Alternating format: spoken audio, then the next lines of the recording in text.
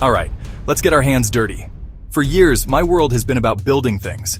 It's about taking an idea, a sketch on a napkin, and turning it into something real. You use tools, lathes, mills, welders, a whole lot of duct tape. But now, there's a new tool in the box. It's a game changer. It's called Generative AI.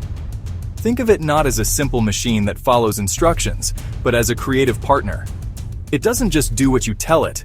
It comes up with brand new ideas on its own. It's like having a brainstorming buddy who has read every engineering textbook and who has seen every design ever made. This is not science fiction. It's happening right now, in the very factories that build our world. So this isn't just theory.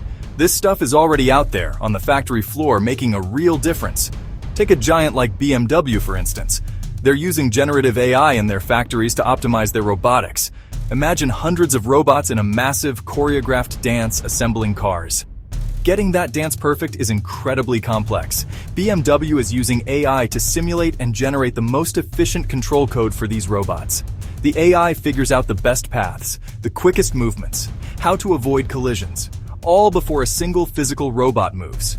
This shaves precious seconds off production time. When you're making thousands of cars a day, that adds up to massive savings. Siemens builds factories for other companies and is a massive proponent of this. They use a digital twin, a complete virtual replica of a physical factory. Real-time data from the actual factory feeds into that digital model. The generative AI runs simulations and scenarios. It's like a crystal ball for manufacturing. Test ideas without risking costly downtime. One of the most mind-blowing applications of generative AI is in the design process itself. We call it generative design.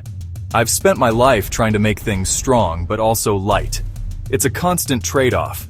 With generative design, you throw that trade-off out the window. A brilliant example comes from Airbus. They used this technique to redesign a partition wall inside their A320 aircraft. The old design was a solid, slab-like piece. The new AI-generated design looks like a complex, organic lattice, almost like bone structure. But it's a staggering 45% lighter. Then there's quality control. On a fast-moving production line, spotting a tiny defect is incredibly difficult for the human eye. Now, factories are deploying AI-powered vision systems. It can spot a microscopic crack. I remember a project a while back. We were building a complex robotic arm the old way. Weeks of sketching CAD modeling, building clunky prototypes out of wood. This time, we brought in an AI co-pilot. I sat down with our lead engineer, Sarah, a brilliant woman with 20 years experience. She was skeptical at first. Her craft is expertise built over a lifetime. A computer designing felt like a threat. We fed the AI constraints. Sarah watched as the software generated dozens of designs. At first they looked bizarre, but the simulation data was undeniable. A real moment of revelation for both of us. She began to guide the AI. It worked on the first try. Looking ahead, the potential of generative AI in manufacturing is just staggering. We are standing at the foot of a very big mountain, and the view is already incredible. The benefits are clear. Massive reductions in waste, significant cost savings. However, we can't ignore the challenges. The biggest hurdle is the skills gap. You can't just drop a complex AI system into a factory and expect it to work. This means a huge investment in training and education is needed. There are also valid concerns about job displacement, focusing on upskilling workers for new, more creative roles. Data security is another massive consideration. It is absolutely essential for this new industrial age. But let's end on a note of optimism, because that's what building is all about.